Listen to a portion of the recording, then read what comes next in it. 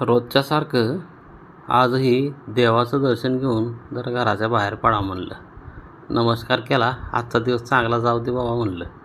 तोपर्यंत आमचे हे चिरंजीव देवाऱ्यातील गाय आणि वासरूला घेऊन त्याला कालच्या चतुर्थीची उरलेली हराळी खाऊ घालत होते.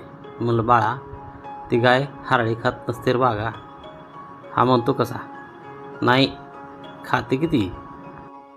सकाळी सकाळी अंबाजोगाईला बँकेतून कॉल आला. म्हणले यावं लागतं गडे अर्जंट. ठीक आहे म्हणलं, आलोच की सर 10 मिनटात. मग काय, बसलो गाडीत, फिरवली चावी, घेतली रिवर्स गाडी.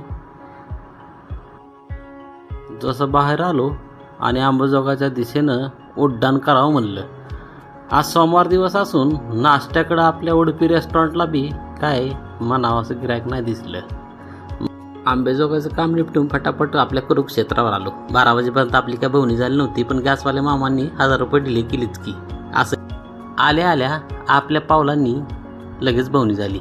ही कुठली रोटी सांगा बरं, समजतंय काय?